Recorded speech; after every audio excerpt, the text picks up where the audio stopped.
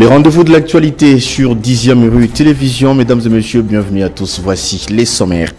À la une de cette édition du journal, le président Félix Tshisekedi appelle le gouvernement souminois à une gouvernance orientée vers les résultats. Appel lancé dimanche à l'ouverture des travaux du séminaire gouvernemental. Travail axé sur les thèmes, sceller les pactes d'engagement citoyen par la promotion de la performance dans la gouvernance et l'implémentation efficace des réformes en exécution du programme d'action du gouvernement 2024-2028.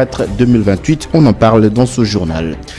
Candidat des démocrates à la présidentielle américaine de 2024, Joe Biden a renoncé à sa candidature après plusieurs semaines d'incertitude. Pour autant, ce n'est pas totalement une surprise. Il a pourtant été poussé vers la sortie par les membres de son propre parti après une prestation catastrophique lors d'un débat face à Donald Trump et de longs mois de polémiques sur son âge. Ajouté à cela, son état de santé devenu de plus en plus fragile. C'est Kamala Harris qui va tenter de sauver le meuble devant la montée de la popularité de Donald Trump à la veille de ses scrutins. Voilà tout pour les sommaires. Bienvenue à tous à cette nouvelle édition du journal. Je le disais à l'entame, le président de la République, Félix Tshisekedi, a ouvert dimanche 21 juillet les travaux du séminaire gouvernemental axé sur les thèmes sceller le pacte d'engagement citoyen par la promotion de la performance dans la gouvernance et l'implémentation efficace des réformes en exécution du programme d'action du gouvernement 2024-2028. À cette occasion, il a appelé les membres du gouvernement souminois à faire preuve d'une gouvernance efficace orienté vers les résultats suivis. Organisé par la primature sous le haut patronage du président de la République, ce séminaire gouvernemental bénéficie de l'accompagnement technique du secrétariat national pour le renforcement des capacités Sénarec en cycle. Ce dernier est à sa 5e édition d'accompagnement des séminaires gouvernementaux au niveau central et provincial. Sa mission principale est de promouvoir une nouvelle approche de gestion basée sur la performance à diffuser les bonnes pratiques de la gouvernance publique en misant sur la cohésion et la solidarité gouvernementale pour susciter l'engagement, la responsabilité et la redevabilité des membres du gouvernement dans la mise en œuvre du PAG 2024-2028. Dans son allocution, le chef de l'État Félix-Antoine Tshisekedi Tshilombo a appelé les membres du gouvernement à faire preuve de solidarité et de s'activer pour assurer une gouvernance efficiente et orientée vers le résultat sous la coordination de la première ministre Judith Suminwa. Le peuple congolais nous a honorés en nous accordant une fois de plus sa confiance lors des dernières élections, offrant au passage une majorité parlementaire confortable à notre coalition. Cette confiance renouvelée n'est pas seulement un honneur, mais surtout un impératif de redevabilité pour nous tous. Elle nous oblige à une action déterminée et résolue. Nos concitoyens attendent des résultats tangibles, des changements concrets dans leur quotidien, et nous devons être à la hauteur de leurs aspirations. J'ai également annoncé que des évaluations périodiques seront effectuées pour mesurer la performance de chaque membre du gouvernement par rapport aux résultats attendus. Cela nous permettra de prendre des décisions nécessaires.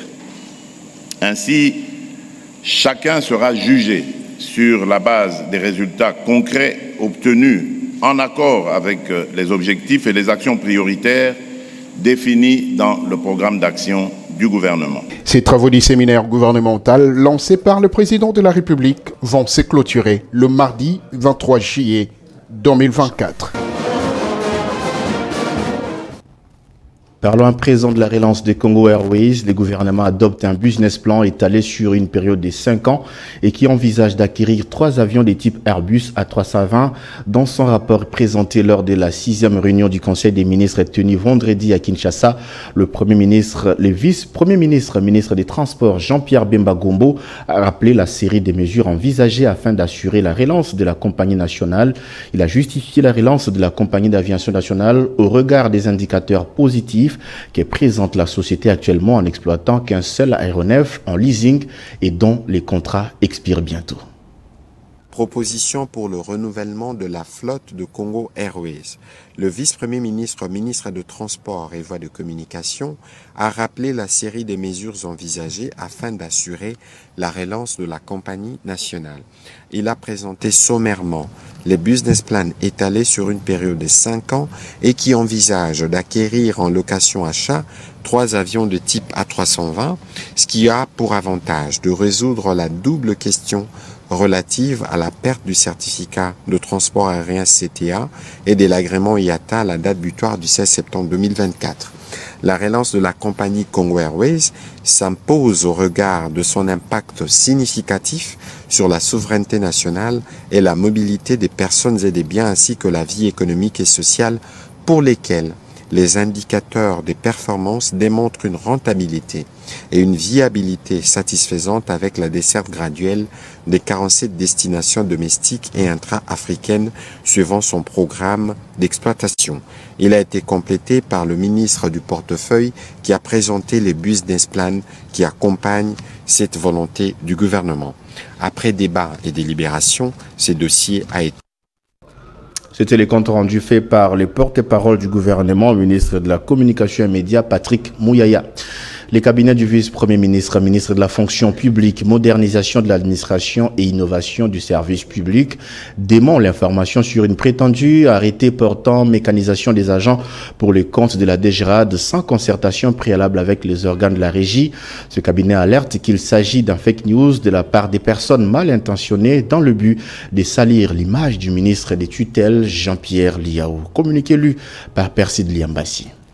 Les cabinets de son excellence, messieurs les vice-premiers ministres, ministres de la fonction publique, modernisation de l'administration et innovation du service public, portent à la connaissance du public qu'un groupe d'influenceurs mal intentionnés fait circuler en boucle depuis quelques jours sur les réseaux sociaux des rumeurs tendant mensongèrement à attribuer à l'autorité la signature d'un arrêté octroyant de numéros matricules à 293 personnes pour les comptes de la DGRAD, sa concertation préalable avec les organes de la régie. Les cabinets rappellent qu'en vertu du statut des agents des carrières des services publics de l'État, les ministères de la fonction publique et les gestionnaires principaux de ressources humaines des administrations et services publics du pays et demeurent les seuls ministères habilités à octroyer des numéros matricules aux agents recrutés par ces soins en collaboration avec les services utilisateurs. Les cabinets dément donc formellement l'information vantée de la signature au cours de cette année d'un quelconque arrêté pour les comptes de la dite régie financière.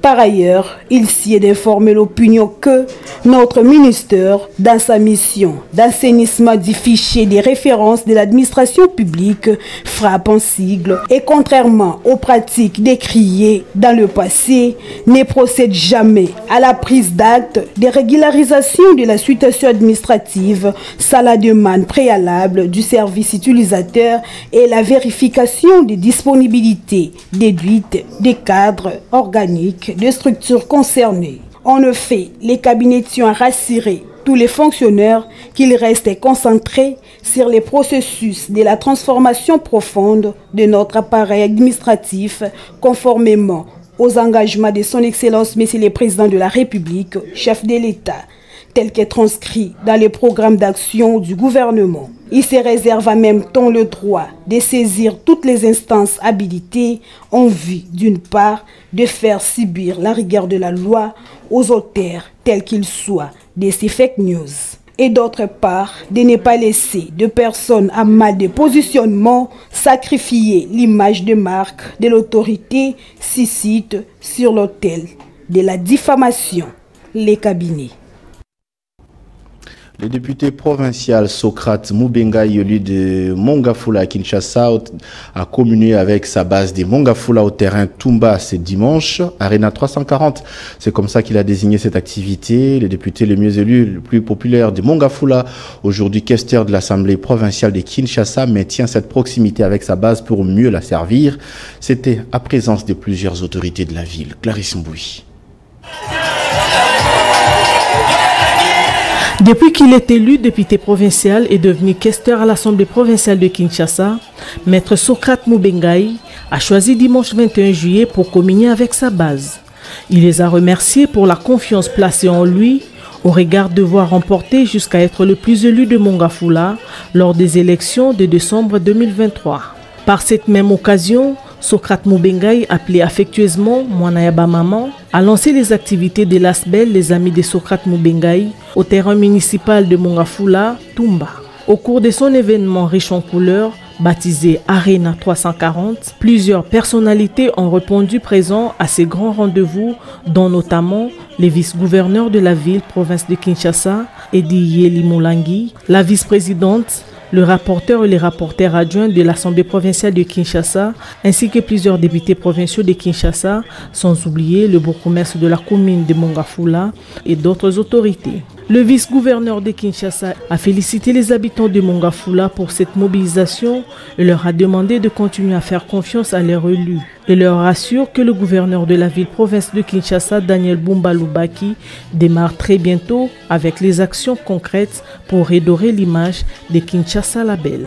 En ce qui concerne les démarches qu'entament les plus élus de Mongafula, à la personne de Maître Socrate Mubengai, qui se donne à fond pour faire entendre leur voix auprès des autorités compétentes du pays, particulièrement au gouverneur de la ville-province de Kinshasa, pour différents problèmes qui touchent sa municipalité, en l'occurrence l'eau, les érosions, l'insécurité et les embouteillages, pour ne citer que cela, le vice-gouverneur rassure. Et pour la reprise des activités de l'ASBEL, les amis de Socrate Mubengai, le questeur de l'Assemblée provinciale de Kinshasa promet plusieurs autres activités tout au long de ses vacances parlementaires.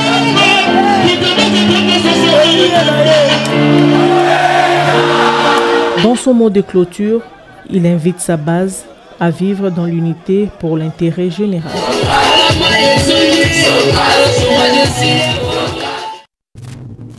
Parlons maintenant de la crise à la tête du parti présidentiel. La tension persiste malgré plusieurs signaux d'apaisement observés.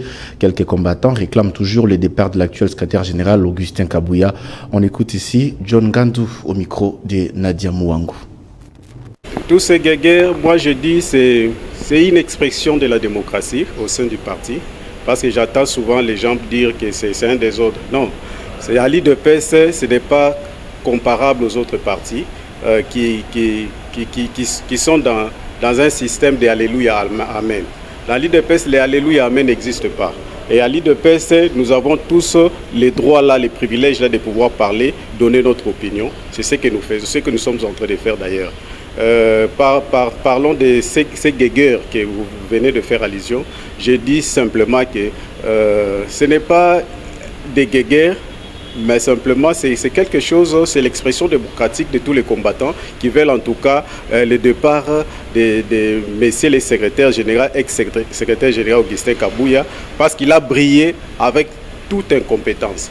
Donc l'IDPS a vraiment ces soucis-là. Nous, les combattants de l'IDPS, les vrais en tout cas, nous avons les soucis-là de voir que notre parti puisse se pérenniser, puisse continuer au-delà. Parce que quand vous avez un secrétaire général qui n'a pas une politique de l'employabilité au sein du parti, vous comprendrez qu'il y aura toujours des frustrations. Il y aura toujours des frustrations. C'est pourquoi il nomme certains des frustrés, oui. Mais comment voulez-vous qu'il n'y ait pas de frustration quand vous n'arrivez pas à pouvoir gérer, cette population, à gérer ces combattants? Ils sont là, ils sont dans les droits de pouvoir en tout cas se retrouver aussi. Se retrouver, trouver de l'emploi, tout ça. Et c'est le secrétaire général. C'est vrai que l'IDPS ne peut pas, le secrétaire général ne peut pas créer de l'emploi, mais il peut en tout cas initier quelque chose au lieu de nous apporter ses neveux, cousins, tout ça. Mais pendant ce règne, Et comme je le disais au sommaire de cette édition du journal, aux États-Unis d'Amérique, Joe Biden a cédé à la pression alors qu'il avait largement remporté les primaires du Parti démocrate en vue de la présidentielle américaine. L'actuel locataire de la Maison-Blanche a finalement renoncé à se présenter au scrutin. La décision annoncée moins de 4 mois avant l'élection plonge les États-Unis dans l'incertitude. Pour autant, ce n'est pas totalement une surprise. Depuis plusieurs semaines, le président a été appelé par une partie de son camp à retirer sa candidature avant la Convention nationale en août lors de laquelle il devait être formellement investi.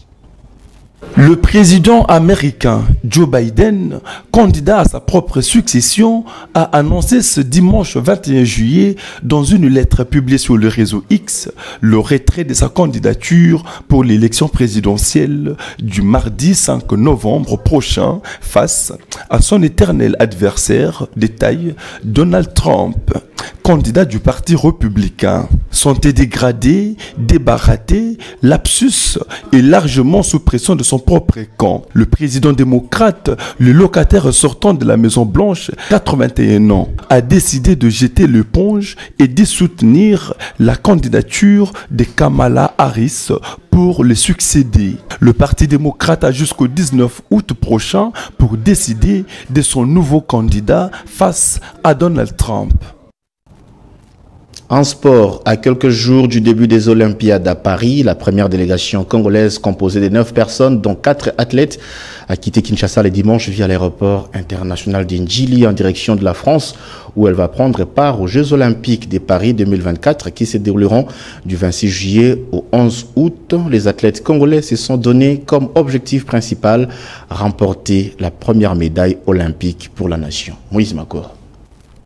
Il s'agit des boxeuses Marcella Sakombi et Brigitte Mbambi, le nageur Divine Mansiadi et Aristote Ipelenge. Ces athlètes y rejoignent le judoka Arnold Kisoka et le sprinter Dominique Lasconi qui séjourne déjà à Paris depuis quelques jours. Peu avant leur départ, la délégation congolaise a échangé avec le secrétaire général du comité olympique congolais, Alain Badiachile, question de donner quelques directives à suivre une fois arrivé au pays d'Emmanuel Macron. Vous devez avoir à l'esprit que c'est d'abord la compétition. C'est vrai que nous avons des amis, nous avons de la famille, nous aimerions autant visiter tel site touristique. Ça ne peut venir qu'après. L'objectif premier, c'est de se concentrer au maximum pour viser une place. À côté des autres membres du comité olympique congolais, Alain Badiachile a encore formulé quelques recommandations aux ambassadeurs de la RDC qui sont censés de respecter les règles d'antidopage. Donc nous vous recommandons d'avoir un comportement irréprochable. Nous vous demandons d'observer les règles d'antidopage. Vous savez que ça ne pardonne pas. Dès que vous êtes contrôlé positif, vous en avez pour 4 ans. Et 4 ans, c'est toute une carrière pour un athlète. Ça voudrait dire, quel que soit votre talent, 4 ans après, vous ne pouvez pas revenir. On s'est préparé mentalement et physiquement. Donc on est là déjà prêt pour défendre la nation. Bien que les Jeux Olympiques est une grande compétition, il faut s'attendre toujours d'un bon résultat. Parce que là, on ne va pas baisser les bras, on est là comme les hommes. Même ceux qui sont là-bas, ce sont toujours des hommes comme des humains comme nous. Soulignons que les hostilités seront lancées le 26 juillet pour se clôturer le 11 août prochain. Bonne chance donc aux représentants de la RDC à ce jeu qui se dérouleront donc à Paris en France. Mesdames et messieurs, c'est ici que nous mettons un point final à cette édition du journal. Si vous nous avez pris en cours, voici l'essentiel à retenir avant de nous quitter. Le président Félix Tshisekedi appelle le gouvernement souminois à une gouvernance orientée vers les résultats. Appel lancé, c'était donc ici à Kinshasa à l'occasion du lancement du séminaire du gouvernement basé donc sur la gouvernance qu'on avait suivi dans cette édition du journal. Et puis aux États-Unis d'Amérique, Joe Biden renonce donc à sa candidature contestée dans son propre camp. Il a été obligé, poussé vers la sortie, obligé donc de renoncer à sa candidature en soutenant la candidature de sa vice-présidente Kamala Harris qui va donc tenter de sauver le meuble face à Donald Trump, candidat républicain qui ne cesse de monter en popularité. Voilà, ce journal est complètement terminé. Merci à la grande équipe rédactionnelle de 10e rue Télévision qui m'a aidé à réaliser cette édition du journal. Clarisse Mbouy était à l'édition. Merci à nos équipes en régie, pilotées par Dieudonné Massounda et Jimmy Dianda. Faïda Kimbembi et Germain Mondoukou étaient donc à la prise de vue. Vous étiez nombreux à nous suivre. Merci de votre fidélité. Surtout bon début de semaine accompagné des 10e rue Télévision. Au revoir.